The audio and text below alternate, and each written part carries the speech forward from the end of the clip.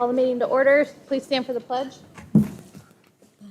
I pledge allegiance to the flag of the United States of America and to the republic for which it stands, one nation, under God, indivisible, with liberty and justice for all. Okay, roll call, please. Dr. Fike. Here. Mr. Frund. Here. Mrs. Geyer. Here. Mr. Lizza. Mrs. O'Rear. Here. Mr. Polakowski. Here. Mr. Shipley. Here. Mrs. Smith. Here. And Mrs. Williams. Here. Here. Citizens' comments. Dr. Fike. Yep. Yeah. I do have. This is one I'm sure the Connellsville paper will not report. They here? I think they cover it on Zoom. They're here. Is this on? Yeah, it's on, okay. At our last board meeting, we all quite patiently listened to the big speech about how this board cut expenses and saved taxpayer money. So let's take a closer look at that. For the 22-23 school year, we had no less than 2 people doing the highest paid job in our district. For the last year of the present superintendent, this board took action to send him home and for him not to work here. He was paid his full salary and benefits to the tune of $207,000, plus nearly $48,000 in legal fees to do so. This rounds out to a cost of about $255,000 for this board to pay him not to work. I'm going to have to ask, I'm so sorry. That is executive session No, information. no, no, no. No, it absolutely is. We did not. Christy, this came from Right to Know. Once it's Right to Know, it's public information. This is Right to Know. You want the documents? I brought them. Can I just have her confirm that real quick? Maybe we can go to, maybe we need to take a break. Okay. She said we need to take a break for a second. Okay? Okay, so can I have a motion to So be it. recess? Second. Second? Okay, recess. Just let her figure out what can be said. Can we have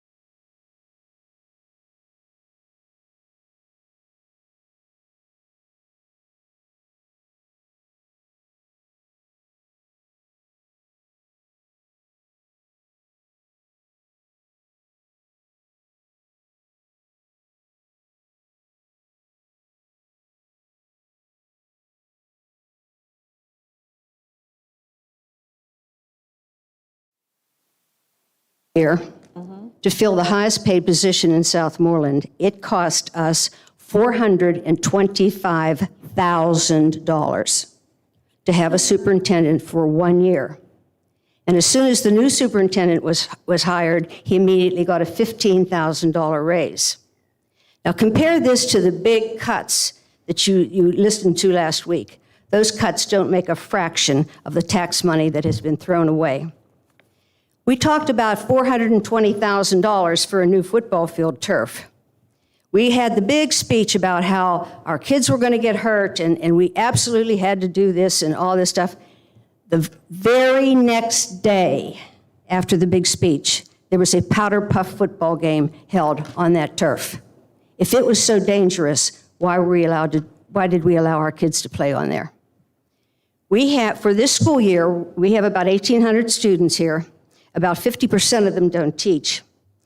We had 12 administrators, 5 guidance counselors, and the big brag was that several years ago, the custodians took a pay freeze. In addition, over 3 years, Southmoreland received $3,087,970 in extra ESSERS money. This was a federal grant, and we have nearly $4 million in our fund balance. And the board is going to raise taxes to a 94.61 level for Westmoreland County. There is a plan, and here it is in writing. It's a 24-25 budget forecast, and it says that the prediction is for next year, which will be 12 months from now, we will raise your taxes again 4.3 mils. That, put them back to back. That will be like an 8.5 mil tax increase That was your time, Dr. in two accounts, in two budgets. I'm telling people the truth about what is going on here. It's not up to me. Dr. It's up Fike. to the people in this community to do something about it. But the big question is, Dr. ask Fike, yourself. I'm sorry, that was your time, 30 seconds ago. Thank you. Okay, Smith, before we get going, just wanted to say, Mrs. Williams is participating via Zoom, and Mr. Lizza had said that he would be unable to make it. okay. And also, we had executive session beforehand to talk about personnel and legal matters, and the executive session that we broke into was concerning the same things. All right, superintendent information. Hold on. Minutes. Where? You gotta say there's nothing. There are no items for this meeting. I There you say go. that? Yes, you did. Okay. Reports. Superintendent's information. I have no information for this meeting. Solicitor's information. I don't have any information for this meeting. Business manager, transportation director information. I would like to go over the presentation that was presented to the Finance Committee on the 21st, just to give you an idea of where we're at, where we're going in the district. I can tell you that as I go through it, there were some decisions that were made after the presentation, which obviously one of them was to no longer pursue the turf. We did have someone come in from Penn State that had studied at Penn State University, and he did do a viability study on our turf. We did have some emergency repairs that had to be done on the turf. And that's why some of the practices were pulled off, and they have since been done, so that now we do believe that we are in good shape as well for now. Okay, so in the adjustment to revenue, there were, in addition to the Title I, which I had shared at an earlier meeting, there were 2 more additions to Title II and Title IV. The additional amount was $9,636, and that was verified by the regional coordinator. You will see this is the turf option. This is where we were if we were going to utilize the turf this year. The local revenues is $115,113,060. State is $18,555,707.84. Federal was $2,189,565.67. Transfer from capital funds, which were the monies that we had borrowed to do some of the projects that are currently ongoing within the district, such as the roof being replaced at the high school. We have some masonry work being done throughout the district. There was a balance left of $263,687.85. We were going to transfer that to help pay for the turf. When you're looking at the pie chart, this kind of gives you a better idea. As you can see, we are heavily state funded within this district. 51% it comes from the state, 42 from local, 6 from federal because of ESSERS. That normally is a much lower number. And then transfer from capital was about 1%. Now, this is the adjustment to expenses with the turf option. Workers' compensation from what was budgeted, there was a reduction of $19,509.47. There was also a reduction of $16,836.23 from a retirement of an admin assistant. That goes with going from husband-wife coverage to insurance buyout. That total was $36,345 in the reduction of expenditures. We do have an insurance premium adjustment in the amount of $19,416.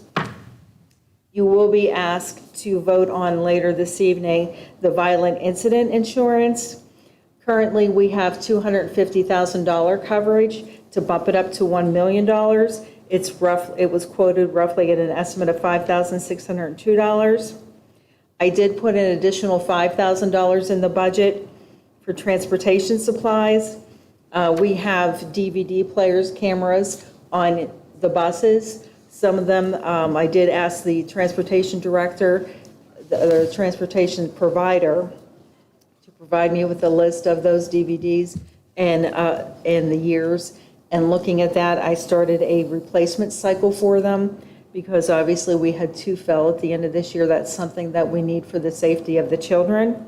So that total in increased expenses was $30,018, and the total reduction was $6,327.70. This is, the next you will see the expenses by object with the turf option. The one thing that you really want to focus in on is the 400 object, which is purchase property services.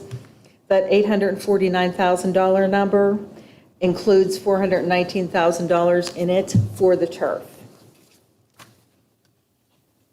What's the actual cost of the turf? Like, that's why I'm not seeing anything. I just see turf option. What is the turf option? Well, that's what I was just saying. When you look at, this includes the turf. So the expenses by the turf option, when you look at object number 400 on there, currently it has a total amount of $849,800.92. Within that is the $419,000 that was allocated for the turf. It was allocated? We didn't agree on it. Correct. But we're not doing. Correct. We're not doing the turf, but this was just the presentation that I had supplied on the 21st. So therefore, I wanted to share whenever I spoke with Dr. Boone, we wanted to share with everyone what I had shared with the Finance Committee on the 21st. And like I said, this includes both options. This has with turf, and then when you go further down, it has without the turf, and that's the option that we're choosing for tonight's budget. I guess. I don't know. This is extremely confusing, and I'm sure it's confusing to the public as well. I think it's confusing that we're going over all these numbers that aren't applicable. Yeah, this doesn't make Honestly. any sense. Do you want to switch on down to the, Dr. Boone, you want to go to the one? I mean, you're just without turf? basically talking about a hypothetical situation that doesn't exist, so Yeah. I don't think it's necessary. Okay. So we're actually going to the So with. just a reminder, though, that was in the preliminary budget, so what she's saying is, this is what it was. We did a lot for it in the preliminary budget and voted on it. It was in there, which we did last month. Yeah, it was in there. And now she's saying, we're It's not not going there. to do that. You're going to notice a reduction because she's taking it out of the budget. When we passed the preliminary budget last year, The turf. last month, Last month, it seemed. Right. I know. It was Seems like in last there. year. The turf was in there in the preliminary budget. It is no longer in there. And I must be mixing up the meetings. Yeah, I just think that's why it was confusing, is Yeah. because she wasn't. Okay, so basically, we're not, So we decided we took the turf out because we're not doing the turf. Correct. Okay, so where are we at now then that we Okay. took the turf So out? that's where you're going to see the adjustment to the revenue without the turf, Okay. okay? What slide? So we still have the additional 9,636. You will also see that I have removed the transfer from the capital funds of 263,687.85 because that will remain in the capital funds. We don't have to transfer it into the general fund because we are not doing the turf.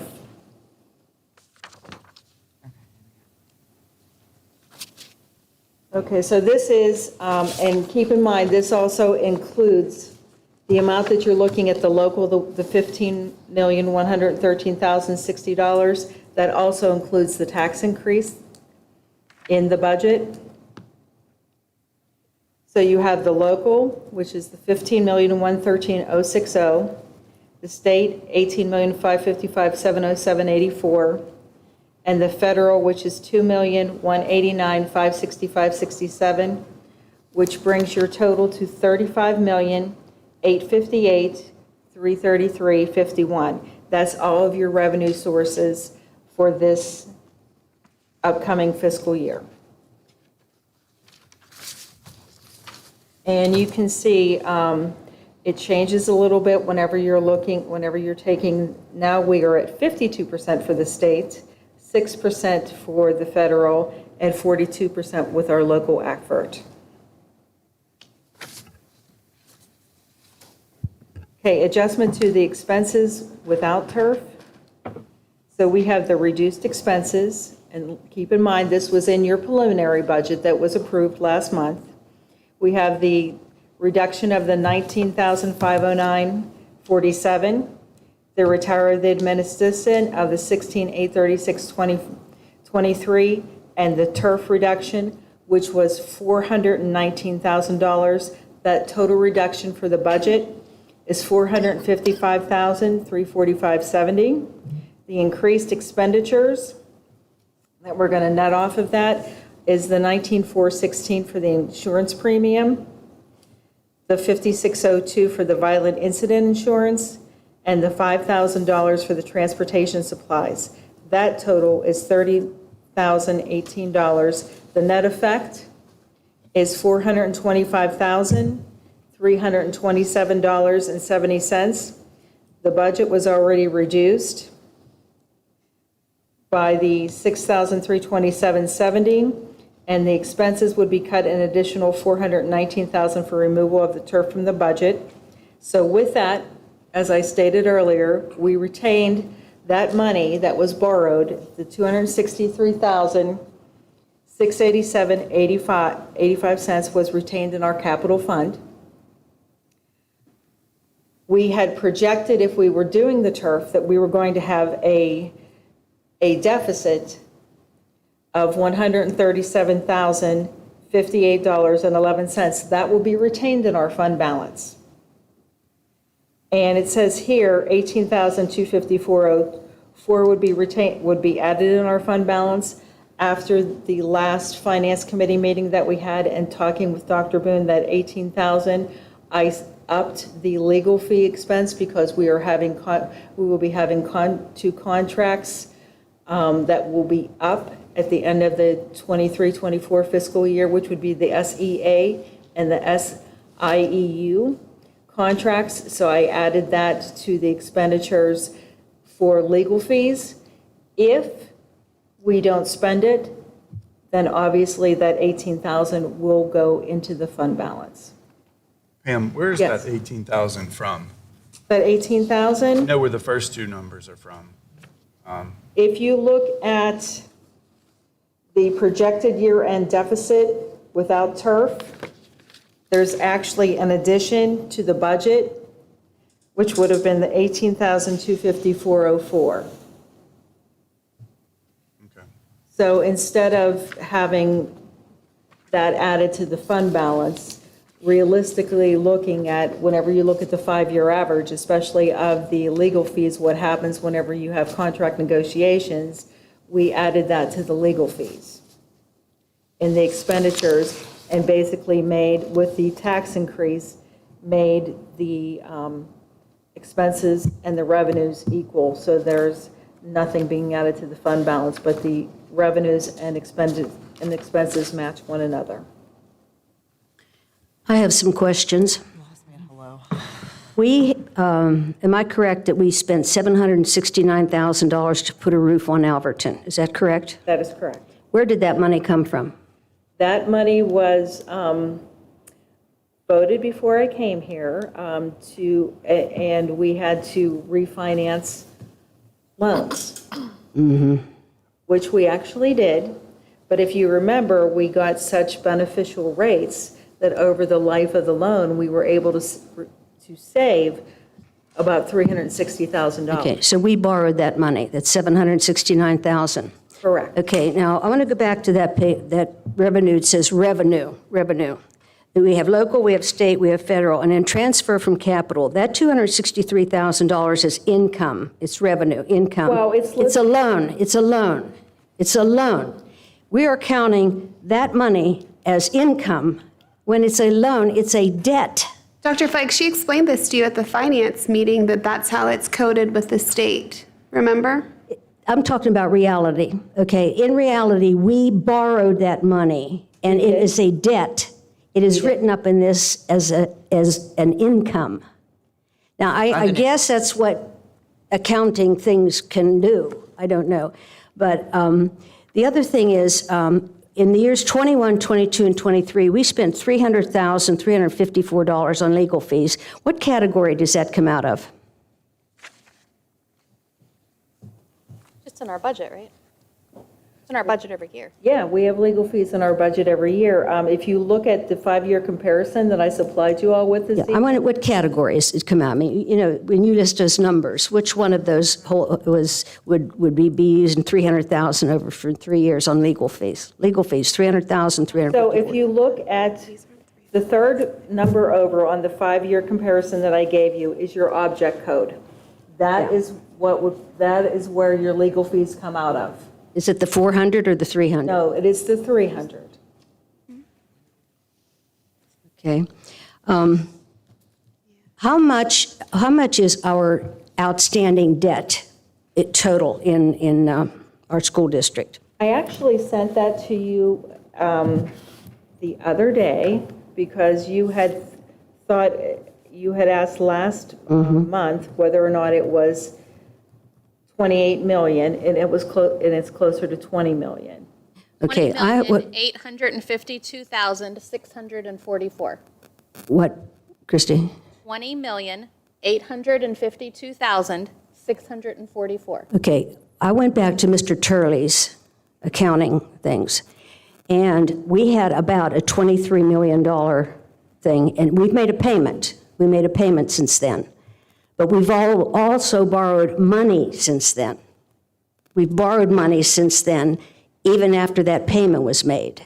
Well, what I showed you was actually from the most recent borrowing from that debt service book, and that shows you all 3 of the loans that we currently have outstanding. And that is the $20 million figure that Chrissy just recited out to you. That's the bottom line, including Correct. everything under the sun. Correct. Okay, I look at our total budget, and I look at the amount of our debt, and it seems to me that if we look at our total debt and our total income, our debt is about 60% of our income, or of our budget. I'm sorry, I misspoke, budget. We have a debt ratio that's about 60% of what our budget is. Right? Just looking at 1 year, is it relative to? I'm taking the 535,000 or whatever that is, and then the 20, it's like 20 million, but we have borrowed money since then. We have not. No, we have not. That is the latest borrowing Okay. that I provided for you. Okay, all right, so then it's what, like 55% then, if you divide the budget with the amount of money that we owe, we have about a 55%. We are in debt. We are in great debt. And we just keep getting deeper and deeper and deeper. And the way we handle that is just to keep raising taxes, raising taxes, raising taxes. And I don't know where this stops. I think it stops when the kids are dry. I mean, we had to borrow money to fix roofs on 2 buildings. So I think once the kids are dry, then we can probably stop borrowing money to keep them dry. I think that's a start. To keep the bricks from falling off the building onto their heads is also important. That's like, I mean, I don't think that we borrowed all this money to build an NFL stadium or anything. I think that we borrowed it to keep our kids safe and dry. you know, I like the safe, warm, and dry thing, and I'd like to add a word to it, and educated. I have a, Very hard to educate when you're not safe and warm and dry. so, okay, so on your, where it's revenues total, it's slide number 3. It says revenues total, turf option.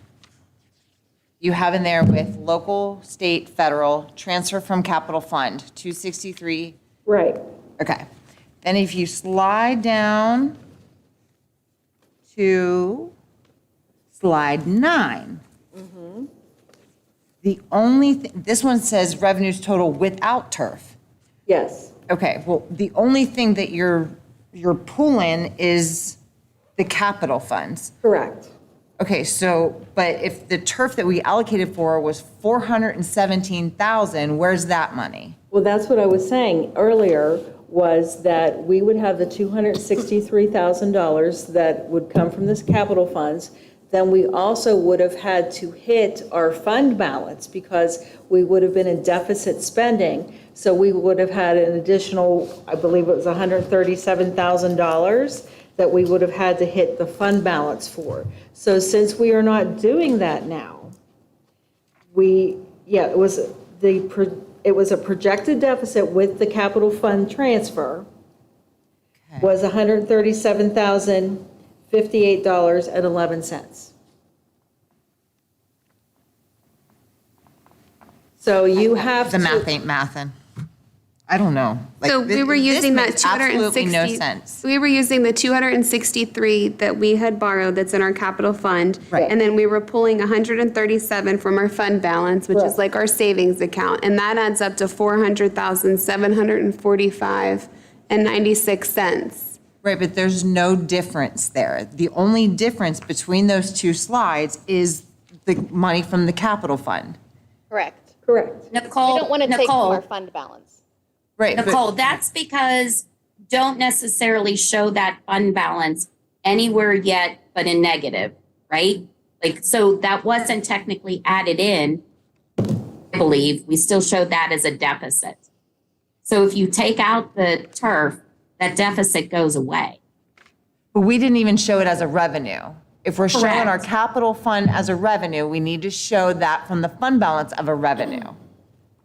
Correct, right, To Mrs. the Vaughn? people, to the citizens. And it's, Should and show it's that. money, right, and quite possibly, I should have put a second slide on there that basically said, instead of revenues there, I should have showed that original deficit of all of that, and then said, we're taking X amount of dollars from our capital fund savings account, so to speak. Yeah. This is how much we're paying, and then this is how much is coming out of fund balance. Yeah, because I would, if I'm getting confused with that, I think our public would get confused with that. And I'm not saying like you did anything wrong. I just want to make sure that it shows everything we're not using versus everything we are using. That's their right to know. How much money is coming out of our capital fund this year for this budget that you're voting on? Absolutely nothing. Nothing. And how much is the fund balance? The fund balance was $3.9 million. Almost $4 million. And I think in our meeting, the superintendent did say that he thought that was about at an 8% level. Is that what you said, Nathan? It is. Around 8%. And the state, Just the unassigned, not the assigned. but the state recommends 5%. As the minimum. 5 to 8. 5 to 8%. 5, we can use 5. We have $4 million. And the people are going to get a 8 mil tax increase in 12 months. And that's not necessarily true. No, it's not an 8 mil tax increase, first of all. It will be, no, it will be, based on I'm just going by what was handed to me. It's The not, we're not even forecast. raising it to the full No, we are not. It's not We are 8 not. mills. That's just No. not right. No, because of Act 1. So what she's You can't talking do it about under Act is, 1. Mrs. Mondock gave another presentation based on what we will need for next year. So if you go to what we need for next year's increases in just salary, teasers, insurance, it was over 400 and some $1,000. So basically, if you weren't to raise taxes this year, then next year you would need whatever we didn't raise this year, plus whatever we need next year. And at some point, you have to hope that this rebalancing, the way that the state funds school districts is going to change, hopefully. I mean, thank God we did a budget that didn't show the max increase that Shapiro was saying, because that doesn't look like that's happening. So, as the Republicans have done now, they took it back to exactly what we were funded at last year, without any raise at all. So basically, we're saying if we don't do anything now, we're going to have to do 8 next year. Is that what you're saying? No. She's saying to add the two together. What we were saying for this year, plus what we're saying could possibly happen next year. Right, and that's what we've been saying all along, Those is two that we together. went so many years without raising taxes at all, and instead of it being a gradual little bump every year, it's an astronomical amount to people because we had to raise it to the max a few years in a row. This year, we're not doing that. I would much rather do a little bit each year than above the max or above Act 1 index than, I would rather do that for people than do a huge increase in 1 year. And what was the tax increase for the year we're in now? What do you mean, from last year? It was to the max of what we could do, but we didn't go above the Act 1 index. Right. I just asked a question. How many mills did we raise taxes last year? For Westmoreland or Fayette County? Fayette County didn't get raised at all. No, Fayette County went down, actually. Fayette County went down. Westmoreland County was 4.1. I believe that is correct, but I'm just. You made the statement, we're not raising taxes over the years. We have raised taxes from 53 mills up to 96. Saying that for the 8 to 10 years that no one raised taxes, if it would have been a little bit every year, we wouldn't have ever have had to have done the whole amount. That's what I'm saying. But they had raised them 9 mills before the rest of those years, there were 5 years where there were no tax increases, because the year before that, they raised it 9 mills. So they paid 9 mills times 5. They paid 45 extra mills over that time. They could do that. So when they did raise at 9 mills, that was before Act 1 went into effect. So they were able to raise at 9 mil. Then We Act can't do that now. 8, No, you you can can't. only do what they say you can do. But you So can when keep, you can do keep 0, maxing out 0, Act 1 0, back to back, on back-to-back budgets, which is what's happening here. No, we're not doing that this year. We're not maxing it out this year. No, we're not maxing it out this year. Pam, I thought you said that max was 5 or something like that? Okay, I have it actually written on here because I thought this might come up this evening. Give me 1 second to flip to the right page.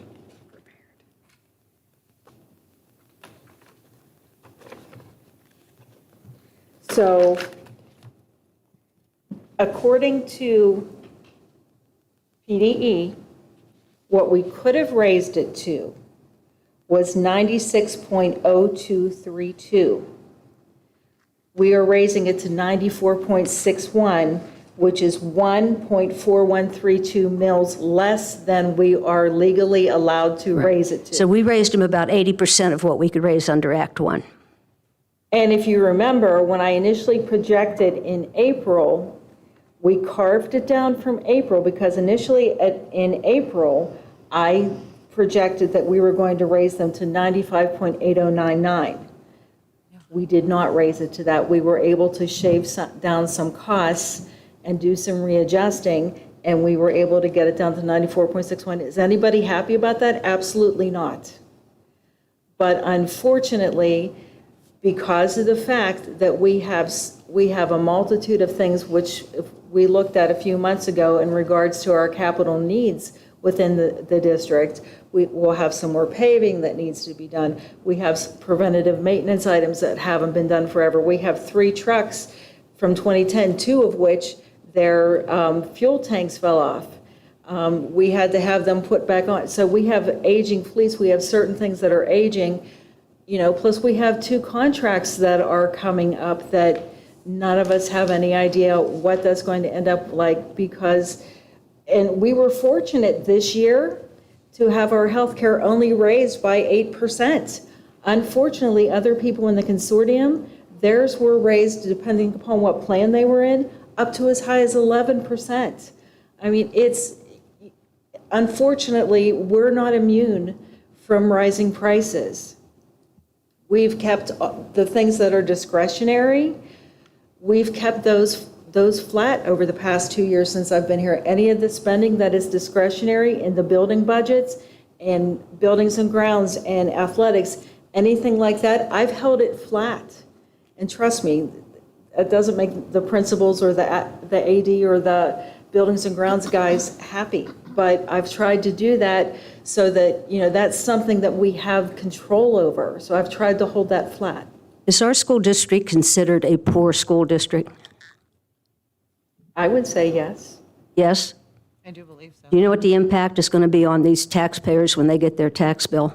Unfortunately, I do, Dr. Fike.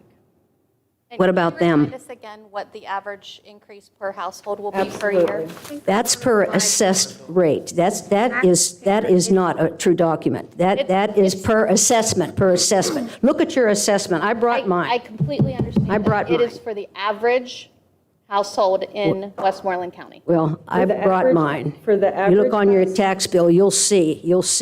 For the average your household appraisal in is. Westmoreland Your County, assessment is. it's $68.37 per year, Yeah. or $5.70 a month. Yeah. As I've stated before, I have friends and family that live in this district. It doesn't go without me losing sleep over this. And I'll be honest, I do, because I know what that affects some of our constituents. But unfortunately, I can't make us immune from certain things like inflation, for the insurance costs and all of those type things.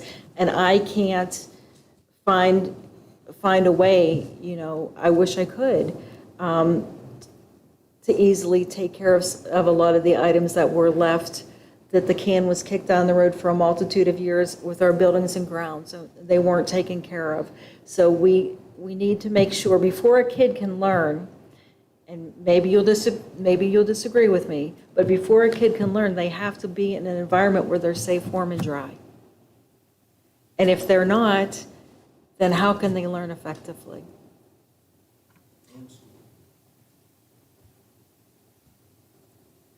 What would happen if we don't raise taxes? Then we would have to hit the fund balance. And then, Then we would be below that 5%, and the state would assess us potentially. And we would be put into some sort of watch. send a red flag, because I would assume that our budget has to be sent to the state every year. Oh, absolutely. Tomorrow, if this budget is passed, tomorrow I will upload it to the state. So, I will also contact the local taxing authorities and give them the information. If you cut the tax increase in half, how much money would you be taking out of the fund balance? Dr. Fike, I'd have to figure that out, but give me 1 second. I did not bring a calculator with me, but give me 1 minute.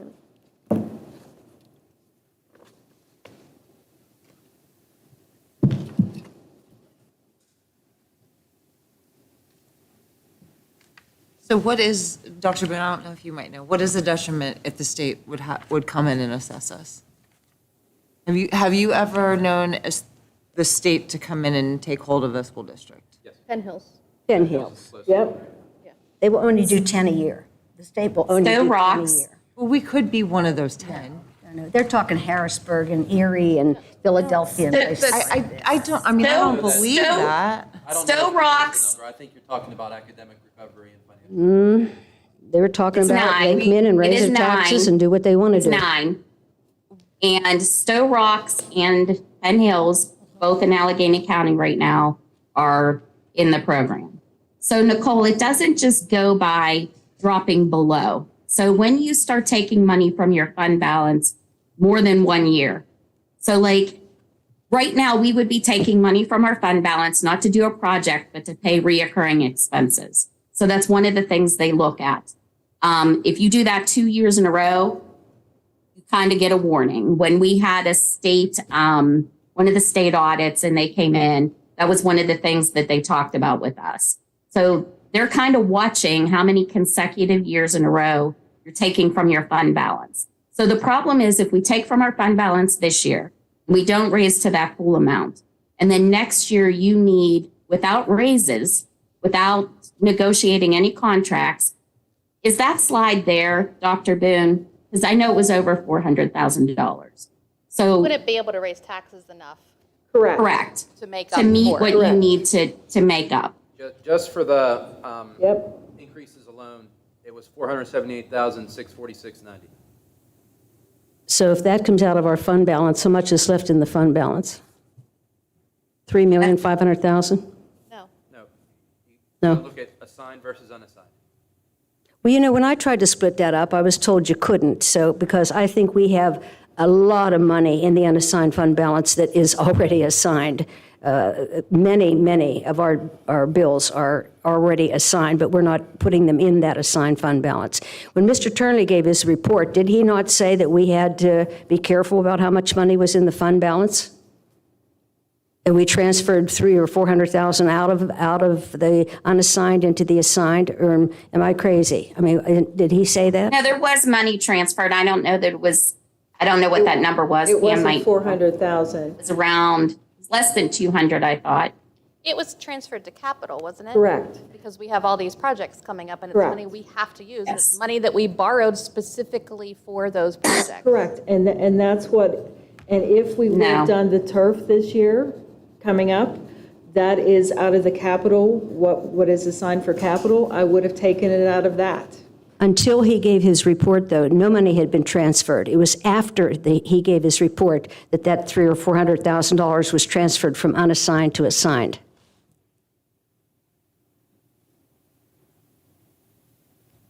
Because we have a multitude of capital items in which we're looking at in the future. I mean, Pam, I was waiting for it. I knew exactly what was going to happen. As soon as he said that, I thought, I'll bet you at the next meeting, that money's going to be moved from one to the other. And it I would was. think It was the she did a same very poor meeting. job if she didn't do that, so I'm glad you did that.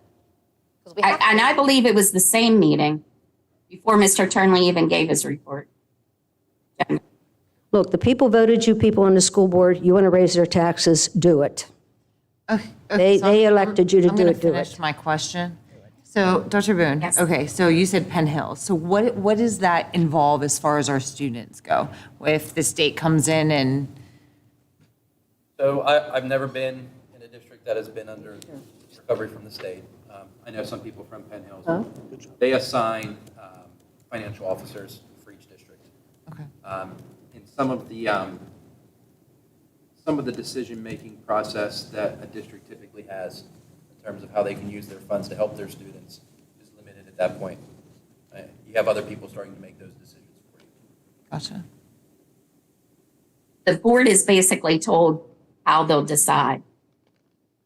Say that Like- again, Michelle? It's basically made by somebody else. You're just doing the voting. I know there was a lot of poor management at Penn Hills, like way more debt than we have. And there was some concern there. But it basically comes down to when you're using more and more of your fund balance, and then you get into a situation where you can't raise taxes enough and we were there. We were there before the pandemic happened. So that's something to keep in mind, that we had a presentation from Mr. Turnley. We had a presentation from Mr. Patonic. I believe there was a presentation from Mr. Patonic in, 2017 as well, which was prior to me being on the board. So it's happened for multiple years, Nicole. And the only reason why this fund balance has gotten to where it is because the pandemic happened and the buildings were closed for part of the time. I'm not saying that was a good thing. I'm just saying that's why our fund balance is back to a healthy position. If you go back and read some old newspaper articles, the previous business manager says in there that he has left the district in a good place, but within X amount of years, the district will be broke because of PSERS increases and different things that are increasing, and you're just not going to be able to raise taxes to the amount that you would need to cover the things that are coming. You know, is this horrible? Yes, it's horrible. Is it going to continue to be horrible? Certainly. People are going to get raises. I mean, Caesars is going to increase. Health insurance, like even at this number that Pam put in at 5% for next year, this year it was 8%. We So have that's 12 because- administrators this year. with not raising taxes. Nobody wants their taxes raised. Go ahead and We do all it. pay them. Do it. Are there any other questions about the budget presentation? It'll be-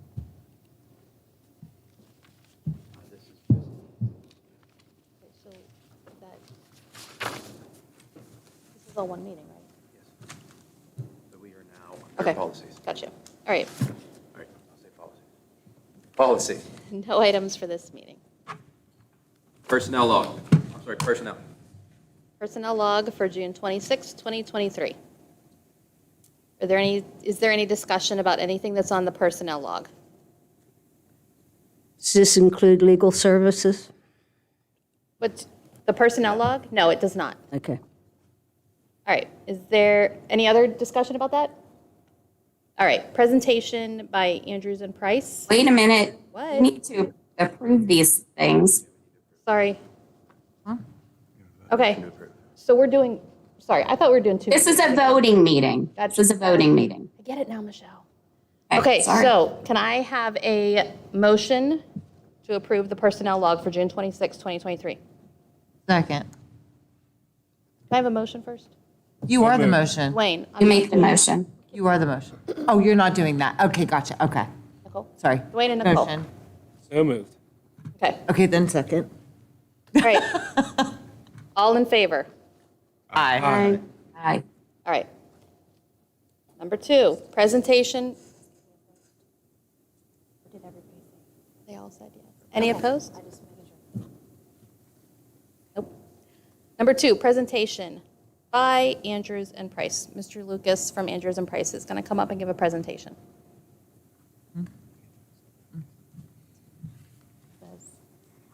We have these, don't we?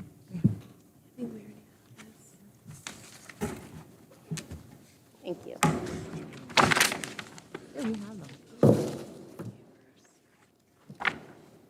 Is this the same thing? It's the Yeah. same thing. I was going to say, I think we got the presentation. That's okay. You're on top of it, man. Thanks for inviting me out tonight. My name's Russell Lucas. I'm a partner with Andrews and Price, and we're pleased to present a proposal to provide legal services to the district. We had sent out a cover letter earlier in June with regard to our firm's experience, and essentially just to give you the hourly rate and retainer that we would propose to provide those services. Essentially, and just to kind of work from the PowerPoint that we've given you, you know, our firm we have senior partners in our firm. We're a firm of about 11, and we specialize in school and municipal law. And so to that end, we don't take any clients who have interests adverse to public schools. We don't represent any students. We don't represent any individuals against public schools. We are on approved panel council lists for all of the major insurers who work for public school districts. And so to that end, we represent our own clients in court or before administrative agencies. And also, we're appointed special counsel to represent non-clients or non-solicitorship clients in court before administrative agencies, and also in specialized matters such as collective bargaining and special education. So as you can see, and if you could advance it, Dr. Boone, we've got maybe one more. So the team that we would assign here, and as I've represented, assuming we can match up the dates, I would be I would commit to attending your meetings. If there was something unforeseen that occurred, you'd have Trish Andrews or Amy Schrempf, probably Amy. Trish would do special ed work for the district. We currently do some special ed work or have done some special ed work in the last couple of years on a special counsel basis.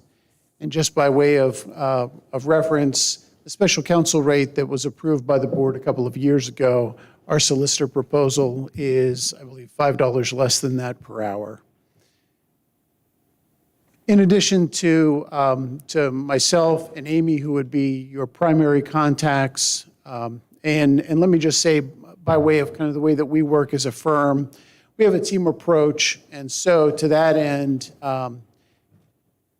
or if for whatever reason Amy was covering the meeting instead of me, Amy and I work very closely together, and we're both mutually aware of all the issues that are going on in the district. So to that end, you could be assured that that if Amy was covering for me, that she's up to date on everything that we're working on for the district. But again, our overall aim is to make sure that you have continuity from month to month. There are a couple of other lawyers on our team that will do work for you if you choose to retain us as your solicitor. Joe Cavrich is the partner in the firm who handles litigation. And so to that end, if the district is unfortunately in court or before an administrative agency, Joe would be your primary contact, and he would come out and speak to you directly about the status of any litigation that's going on. And Tony Giglio is our partner who handles real estate tax matters.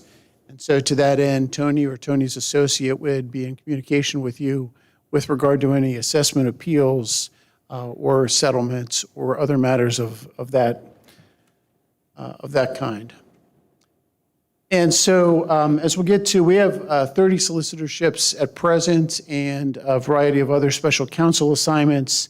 And so as we've seen, we have the ability to realize some efficiencies because we see a lot of issues repeat themselves within school districts, and we're able to bring that experience to bear.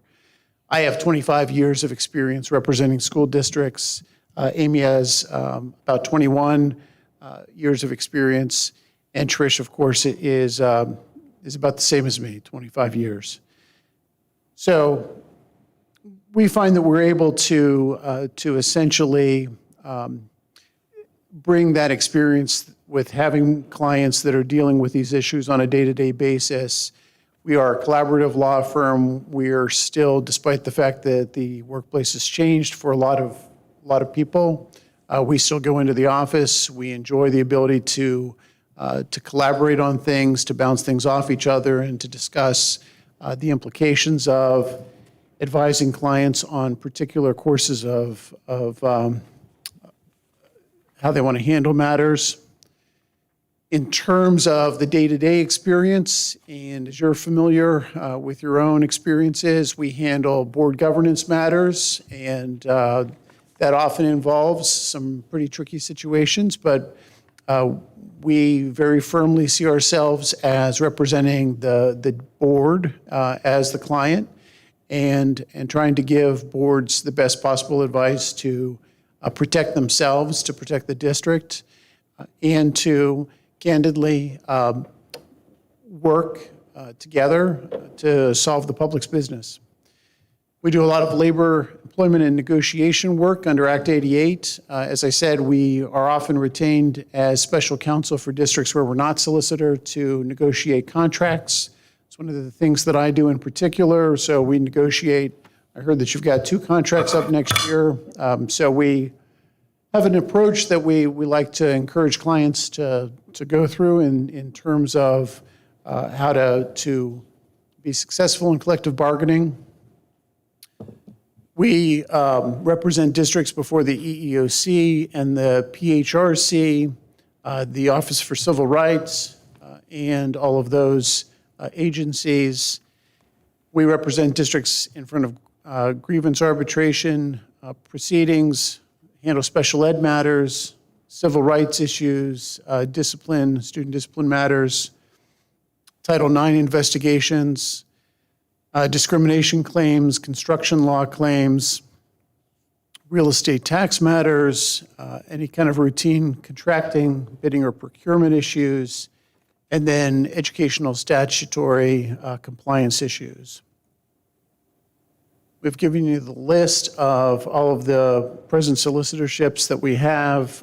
We have 3 at present in Westmoreland County, Norwin, Bell Vernon, and the Central Westmoreland CTC. And then we've given you the list of our special counsel assignments. Another piece that I think we're able to bring that has some value is trainings for administrators, for teachers, for any staff members on particular subjects. We routinely provide in-service training for teachers at the beginning of the school year during your induction, the first couple of days. We provide training for staff members on specialized areas. For example, special ed staff, Trish Andrews typically will come in and train your special ed teachers, your school psychologists, and others in relevant issues.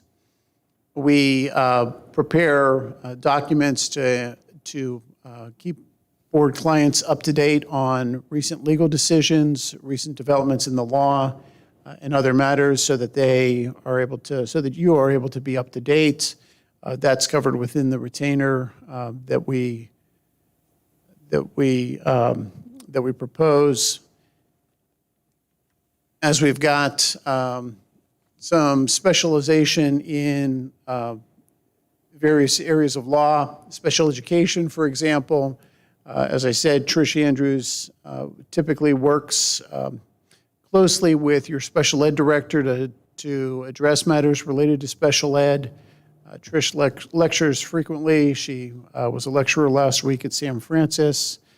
And we routinely have contact with your administrators with regard to special ed matters.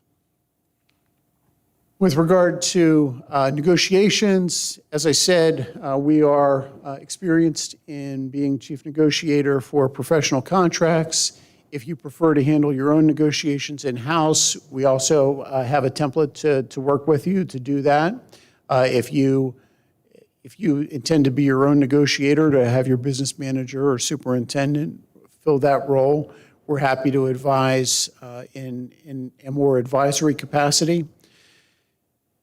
We typically like to approach negotiations because for you, it's different than the other side. The other side is always, the employee groups are always coming to you asking to take the benefits that they've already received under the current CBAs and add to them or to increase them.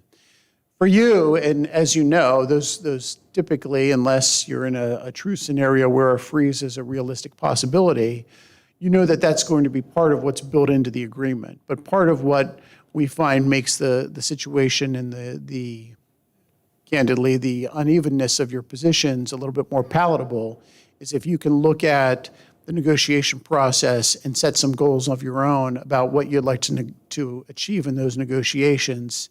It makes it a little bit more easy to keep your eyes on the ultimate objective of solving the negotiations in a fashion that maintains your relationship with the employee group, but also helps you advance your own district goals.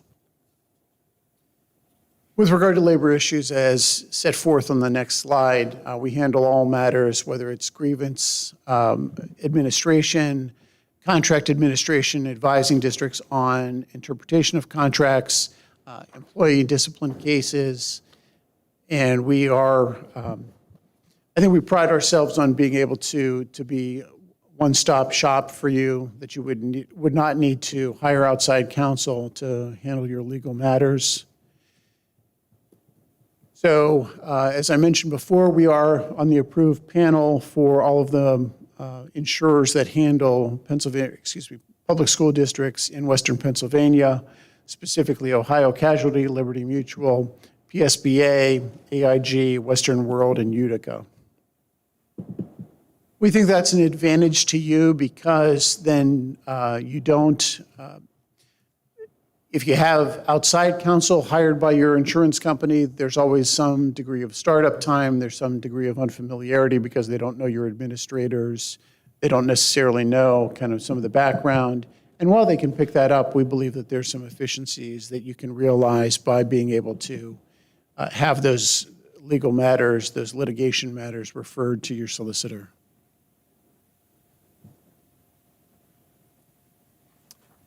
Then on the next slide, we've given you a couple of recent cases that we handled just by way of background. We handled a case as assigned insurance defense counsel for Ambridge Area School District. And we believe this was probably the first reported case following the United States Supreme Court's decision in the Mahoney case, which concerned student-free speech and upheld the right of that particular student to engage in certain off-campus speech. We handled a case in which a football player was making some off-campus remarks in a group Snapchat with some other players and directed some threatening language towards other individuals and was suspended from the team. Plaintiff claimed that he was protected by that U.S. Supreme Court case, but the judge disagreed and upheld the district's decision to suspend him from the team. We also successfully defended Cannon McMillan School District in federal court in connection with their decision to choose to permit masks to be optional before, in fact, it was reversed a couple days later by the Secretary of Health. We also recently won, and this was Amy Schrempf's case, so I normally would let her brag about this, but won a teacher dismissal case with regard to a teacher who was engaging in grooming or inappropriate conduct. So that's just to tell you a little bit about our firm. Obviously, if you have any questions, I'd be happy to take them, and we're appreciative for your consideration. So I just want to remind, before we take any questions, I know that I probably don't have to remind everyone, but when it comes to stuff with the solicitor, there are legal matters in the past, obviously, that we can't really question him upon or ask advice of how they would have handled it because it's private content. So just so you're aware that questions like that can't really be asked. Well, I didn't have those in my head, but now I do. We'll get them right back out. Right? Dr. Fike? I have a question. You've done work for the Southmoreland School District before, is that correct? Yes, I have. Well, I was on the board, and you did some work that, this is your letterhead, this is your letter, that cost, in my opinion, and I was very, very distressed, tens of thousands of dollars based on your recommendations regarding some work that we asked you to do. We lost tens of thousands of dollars. You never once said that the money wasn't owed. You didn't say that. You just said you recommend we don't collect it. I was very distressed about that. In the best interest of this school district, I don't think we can accept that kind of legal advice. Any other questions?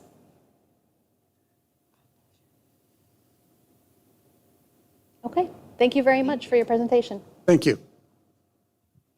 All right, moving on. Give me 1 second to find my appropriate spot. Okay.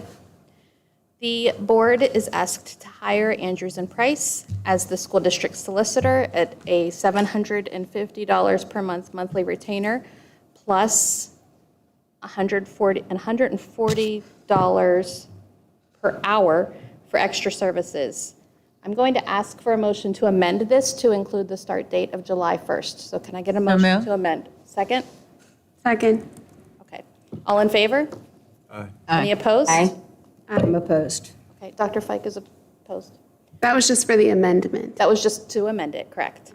Okay, so I'm now going to ask to hire and retain Andrews and Price as the school district solicitor at the $750 monthly retainer plus, is it $140 per hour for extra services at a start date of July 1st. Can I please have a motion? I'll make the motion. Thank you, Mr. Friend. A second? Second. Mrs. Arrear, all in favor?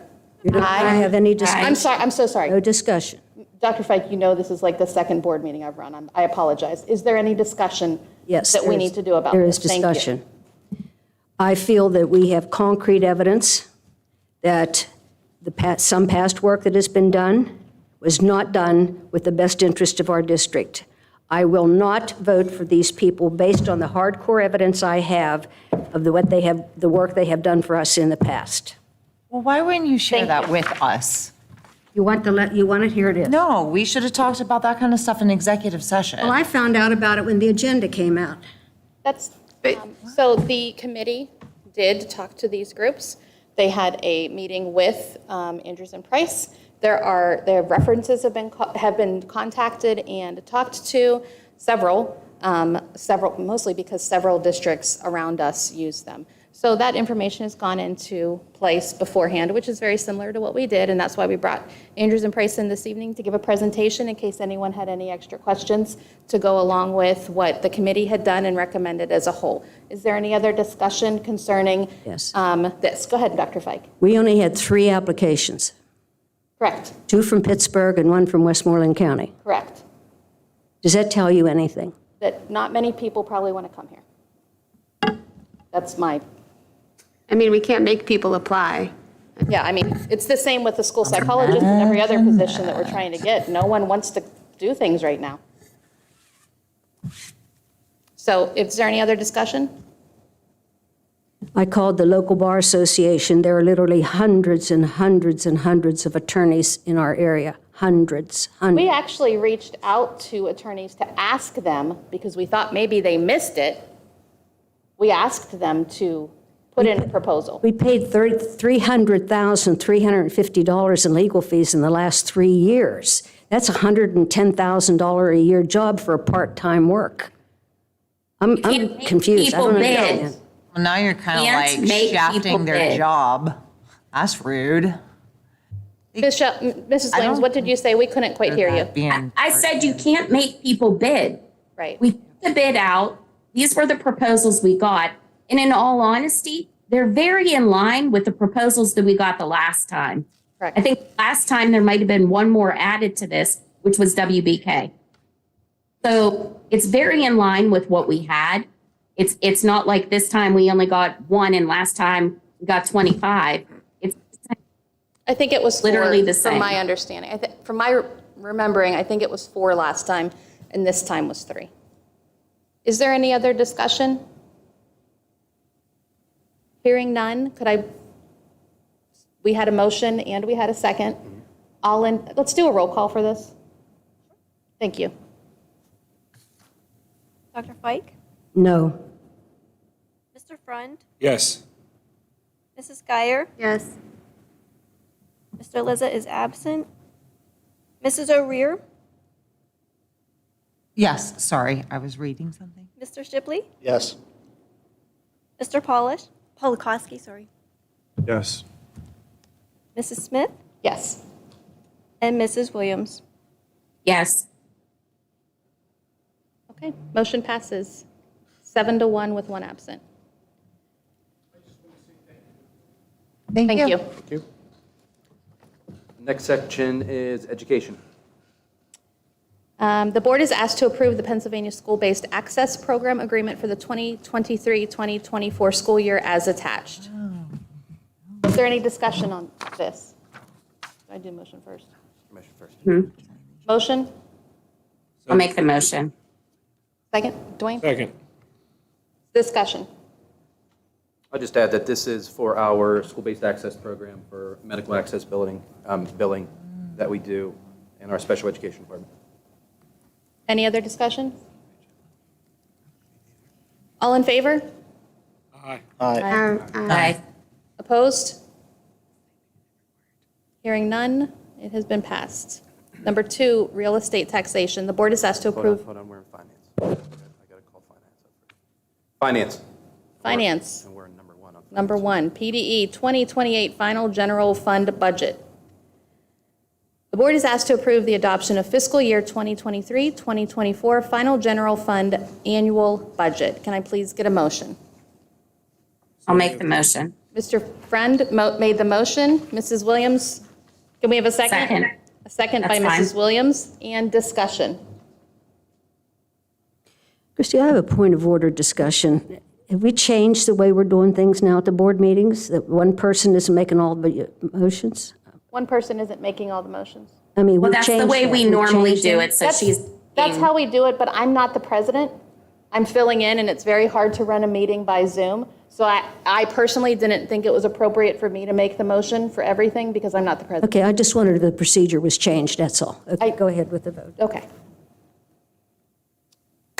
We had Mr. Friend Mrs. doing the motion, Mrs. Williams the second. Did we have discussion? Can I ask that this be read since this is increasing tax? Sure. At least the recommended. Okay, I can do it. Nope. So I do have a Action. question, sorry.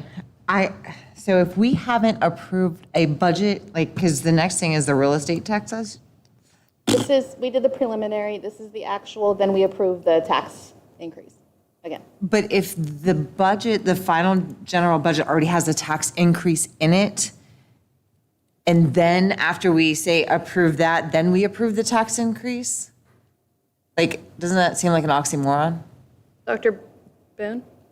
I modeled this exactly off of previous years. However the board has operated in the past is exactly how. Okay. I understand what you're saying, Mrs. Arrear, that makes understand sense. that, Yeah, because I'm like, well, like, why would we then have to vote if we decided to raise taxes? Because we already did when we Well, you're approved the budget. basically, Nicole, right now, you're only voting to approve the budget. You're not voting, like in parentheses here, it says this requires millage of, and then it gives the millage. But this is not your approval of the taxation. This is just your approval of the budget right now. Right, but in the budget has the tax increase in it. Yes. That's what Right. doesn't make sense. Like, why would we approve it if we haven't approved the tax increase yet? So another way to look at it is if we approve the tax increase without doing anything and whatever, then we could use that tax increase for anything. So doing the budget first is saying, this is what we're using the tax increase for. This is what we propose to use it for. We're passing, this is our intent for the budget, and then we do the things to get us to that budget. Christie, isn't that what this paper says on it? It says the budget and tax sequence and has the official motion and all that. Yes. Yeah. That's what I'm just going to read in a second here. Yeah. So I will read this, and then if we have more discussion, we can have it.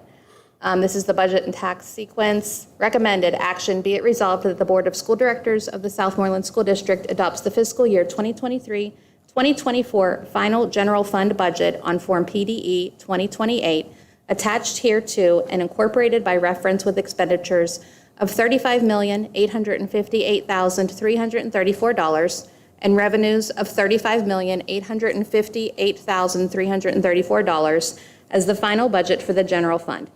This requires millages of 94.61 mills for Westmoreland County and 17.26 mills for Fayette County by separate resolution. The school board president is authorized and directed to sign the accuracy certification statement, board secretary to attest thereto, and the superintendent is also to sign the ACS and the business manager to transmit the ACS and the final general fund budget and enacted real estate tax millages and enacted ongoing taxes to the Pennsylvania Department of Education, utilizing the Consolidated Financial Reporting System. Any other discussion? Hearing, Does that apply just to item number 1, or does it apply to 1, 2, 3, 4, and so forth? we're voting just on item number Just one. on 1, thank you. Hearing no other discussion, can we please do a roll call? Mr. Front, Yes. Mrs. Geyer, Yes. Mr. Lizza is absent. Mrs. O'Rear, No. Mr. Shipley, Yes. Mr. Polakowski, Yes. Mrs. Smith, Yes. Mrs. Williams, Yes. Dr. Fike, No. Okay, motion passes with 6 yeses, 2 noes, and 1 absent. Item number 2, real estate taxation. The board is asked to approve the adoption of the real estate taxes in accordance with Section 687 of the School Code of 1949 as amended. Should I read this as well? Probably. Be it resolved that the Southmoreland School Board approves adoption of the following real estate taxes in accordance with Section 687 of the School Code of 1949 as amended and is already calculated and stated herein using the multi-county rebalancing based upon the methodology of Public School Code Section 672.1A. 1, using Pennsylvania Department of Education's CRFS GSB application for multi-county school districts and within the index of Special Session Act 1 of June 27, 2006, PL 1873, as amended June 20th, 2011, PL 148, number 25, 53 PS 6926.101 et sequence. Is that sequence? Okay. 1, a tax of 94.61 mils upon all real estate subject to taxation within Westmoreland County in the Southmoreland School District. The rate of taxation in dollars and cents on each $100 of assessed valuation of taxable property is $9.461. 2, a tax of 17.26 mils upon all real estate subject to taxation within Fayette County in the Southmoreland School District. The rate of taxation is dollars and cents on each $100 of assessed valuation of taxable property is $1.726. 3, the real estate taxes shall be due and payable as follows. 2% discount when paid from August 1st to September 30th, 2023. Face value when paid from October 1st to November 30th, 2023. 10% penalty when paid on December 1st, 2023 and thereafter. Can I please have a motion to approve? So moved. Mr. Friend, a second? I'll second.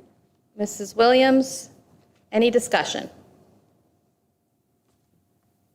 Hearing none, do we want to do a roll call for this? Roll call, please. Mrs. Geyer, Yes. Mr. Lizza, absent. Mrs. O'Rear, Yes. Mr. Shipley, Yes. Mr. Polakowski, No. Mrs. Williams. Yes. I'm so sorry. Mrs. Smith, Yes. Mrs. Williams, Yes. Dr. Fike, No. Mr. Friend, Yes. Okay, motion passes 6 yes, 2 no, 1 absent.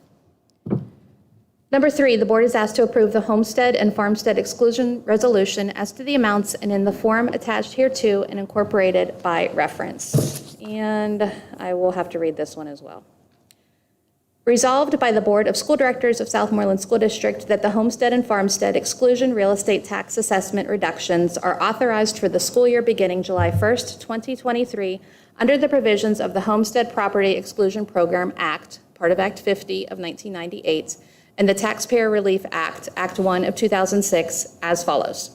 1, aggregate amount available for homestead and farmstead real estate tax reduction. The following amounts are available for homestead and farmstead real estate reduction for the school year beginning July 1st, 2023. A, gambling tax funds. The Pennsylvania Department of Education has notified the school district that PDE will pay to the school district during the school year pursuant to Act 1, 53 PS 6926.505B as a property tax reduction allocation funded by gambling tax funds the amount of $1,182,596. B, Philadelphia tax credit reimbursement funds. PDE has notified the school district that PDE will pay to the school district during the school year pursuant to Act 1, 53 PS 6926.324, 3, as reimbursement for Philadelphia tax credits claimed against the school district earned income tax by school district resident taxpayers, the amount of $0. C, aggregate amount available. Adding these amounts, the aggregate amount available during the school year for real estate tax reduction is $1,182,596. 2, homestead farmstead numbers. Pursuant to Act 50, 53 PA CS 8584I and Act 1, 53 PS 6926.341 GD, the counties have provided the school district with a certified report listing approved homesteads and approved farmsteads as follows. A, homestead property number. The number of approved homesteads within the school district is 4,083. 3,357 in Westmoreland County and 726 in Fayette County. B, farmstead property number. The number of approved farmsteads within the school district is 58. 49 in Westmoreland County, and 9 in Fayette County. C, homestead farmstead combined number. Adding these numbers, the aggregate number of approved homesteads and approved farmsteads is 4,141. 3, real estate tax reduction calculation. The school board has decided that the homestead exclusion amount and the farmstead exclusion amount shall be Equal. should that say equal? Yeah. Shall be equal. Dividing paragraph 1E, aggregate amount available during the school year for real estate tax reduction of $1,182,596 by the paragraph 2C, aggregate number of approved homesteads and approved farmsteads of 4,141. The maximum real estate tax reduction amount applicable to each approved homestead and to each approved farmstead is $285.58. Number 4, homestead farmstead exclusion authorization, July 1st, 2023 tax bills. The tax notice issued to the owner of each approved homestead within the school district shall reflect a homestead exclusion real estate assessed value reduction equal to the lesser of A, the county established assessed value of the homestead, or B, the paragraph 4 maximum of real estate assessed value reduction of $3,019 in Westmoreland County and $16,546 in Fayette County. The tax notice issued to the owner of each approved farmstead within the school district shall reflect an additional farmstead exclusion real estate assessed value reduction equal to the lesser of A, the county established assessed value of the farmstead, or B, the paragraph 4 maximum real estate value reduction of $3,019 in Westmoreland County and $16,546 in Fayette County. For purposes of this resolution, approved homestead and approved farmstead shall mean homesteads and farmsteads listed in the report referred to in paragraph 2 above and received by the school district from the county assessment office on or before May 1st pursuant to Act 153 PS 6926.341G3, based on homestead farmstead applications filed with the county assessment office on or before March 1st. This paragraph 4 will apply to tax notices issued based on the initial tax duplicate used in issuing initial real estate tax notices for the school year, which will be issued on or promptly after July 1st, and will not apply to interim real estate tax bills. This will be resolved on the 26th day of June 2023. Can I please have a motion to approve? Motion. Second. Mrs. Geyer and Mrs. O'Rear for the second. Any discussion? Hearing none, all in favor? Aye. Any opposed? Okay, motion passes. Number 4, continuing taxes for the 23-24 fiscal year. The board is asked to approve the continuation of all taxes levied by the school district of Southmoreland in full force and effect, including those under Act 511, the Local Tax Enabling Act, 53 PS Statute 6901. Do I have to read that? It's short. Be it resolved that the board approves the continuation of all taxes levied by the school district of Southmoreland in full force and effect, including those under Act 511, the Local Tax Enabling Act, 53 PS Statute 6901, earned income tax according to Act 511 at 1/2%, emergency and municipal services tax according to Act 511 at $5 per person, and real estate transfer tax according to Act 511 at 1/2%. Can I please have a motion to approve? So moved. Mr. Friend, second. Mrs. O'Rear, any discussion? All in favor? Aye. Aye. Any Aye. opposed? No.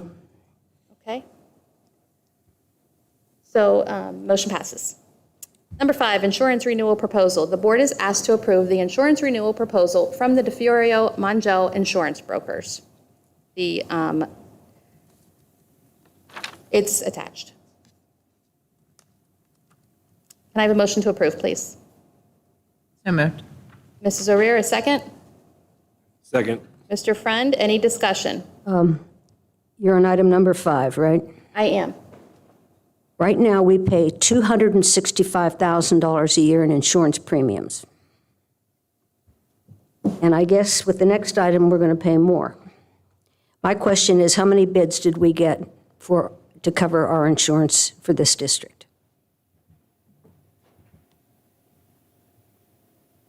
As we discussed in the Finance Committee meeting, we did it as status quo, as years in the past. I've already contacted DeFiorio Mongel and made them aware that next year we will be going out to bid. Of which they can also bid. They are a Correct. local company. We would Correct. really appreciate their bid. But we will also look at other ones. Correct. I was not part of the committee, but I'm assuming that will all happen. I was told that because this is a service, you don't have to get bids. When we're That is talking correct. $265,000 That a is year, cor- we that is better pay indeed- close attention to that. That is indeed correct. That is correct. You do not have to get bids for Right, it, but next year we will. Why do you I think- say that? Because that's what she just said you guys discussed at the finance Because committee meeting. after, in the finance committee meeting, I was asked to get bids for next year. I did not hear that at the meeting. All I heard was it was going to be DeFurio Mongel, period. That's all. For this current year, what we're voting on right now, but she said that next year at this time, when we vote on this, she will have obtained bids, is what she had told us at the finance And meeting. that's per your request, so. Why wouldn't we have had this done many times ago? Why does it have to get this bad before we do something about it? I think that everyone will be shocked that we get fantastic service from DeFurio Mongel and very reasonable rates.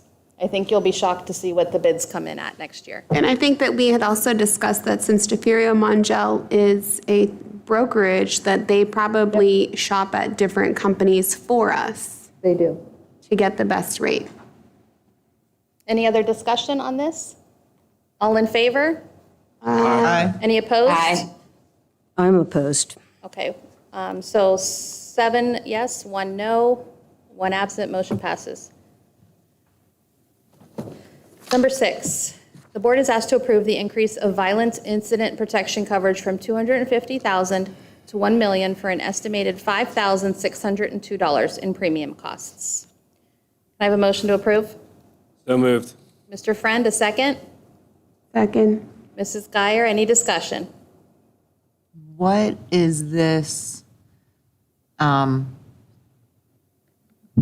we do this last year too, with DeFurio Mongel?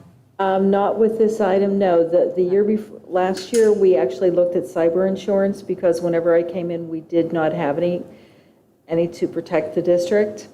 This year, it is recommended that we look at violent incident protection because currently, we have $250,000, which is provided in our umbrella insurance. However, you can go up to $20 million worth of coverage. Obviously, $1 million protects us, but we could not afford to go to the $20 million level. But God forbid if something happens, a lot of your regular coverages won't cover it. Right. Okay. Any other discussion? So this raises our premium up another $5,602. That is correct. Okay, all in favor? Aye. Any opposed? I want to pass on that. Okay. So we have 1 pass, 7 in favor, and 1 absent. Motion passes. Number 7, milk and beverage RFQ. The board is asked to award the RFQ for milk and beverages to Turner Dairy. Can I please have a motion? So moved. Mrs. Geyer, second by Mr. Friend. Any discussion? How were these ratings completed on these two vendors? To be honest with you, Dr. Fike, this is something that Zach Malabite, our food service director, did. He just merely asked me to put it on the board docs for your approval. Any other discussion? I don't understand that. Are there criterion somewhere that the evaluation was based on? Or just what he thought? Well, he has some criteria that they provided him with. If you notice, he talks about products were offered other than those identified as approved brands, such as fat-free milk, strawberry milk, fat-free vanilla, those type incidences. He talked about last year there was a problem with the current provider. There were leaking milks and juices and those type things. That all factored into his decision.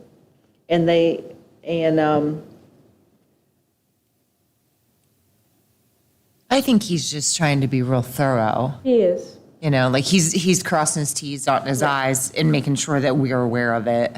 Right. Why can't I don't both of think he these has to vendors be provide that used? to us. Why can't both of them be? Yeah, the scores are almost identical. They're like 5 points apart or something like that. Why wouldn't you have two vendors? They can split that business. I don't know why you would do that. To split the business, to give, I think that that would be very confusing to the department in deciding who's going to bring what, when. I think it would be a logistical nightmare, and I'm sure that there's some base fees that we pay for this that we would have to double pay.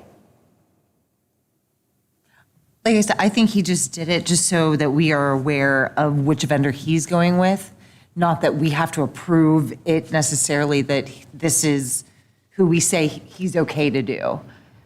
He's just wanting to be thorough and provide an explanation of why he's going with this particular vendor. Okay, any other discussion? All in favor? Aye. Any opposed? I oppose that. Okay, so 7 in favor, 1 opposed, 1 absent, motion passes.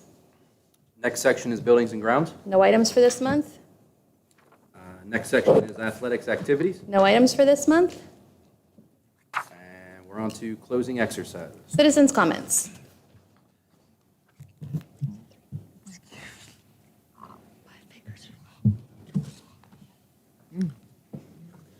Dan Kiefer, East Huntington Township, Homestead Avenue. I'm a middle-aged man. I thought the last item of the milk and the beverages was a good example of the whole budget thing that I've sat through for the last 10 years, I guess. We talk about the nickels and dimes, but no one asks if the product is healthy or not. We talk about $30 million for education. We don't know that it really is producing. We take 20 or 12 years out of a child's life, and what we return to the child and what we return to the community, like with the milk and the drinks and everything, is we just take it as tradition. So on the solicitor's presentation tonight, he did go into the mask option. I just wonder how soon he came along with that. If he would do it again, if he would dovetail onto the vaccinations. Remember at the point where teachers we were talking whether they would have to be vaccinated to teach, and we were one step away, and certainly nationally we were one step away from students being vaccinated. I would say as a referendum on any hiring like the solicitor or any candidate who's running for the school board, you got to start with where were you on COVID? Where are you now? What have you learned? What have you changed? If anything, and when you look at the congressional hearings in Washington and the malice of forethought and the corruption and the lies and the litigation that's going to come, it's going to look like this school board sat through COVID, and the candidates that sat at home didn't say anything, and the solicitors that supported this whole nightmare that we called COVID response. Your ass isn't going to be on the line, but the people in Washington will be, and then that leaves you as people who follow people who gave bad advice. And if you want to have those discussions, a good example of that is Robert F. Kennedy Jr. wants to debate Peter Houts, the big voice, and always up there with your school union representative carrying the message. They won't come out and debate. You guys, as I remind you every month, you don't debate either. So back to the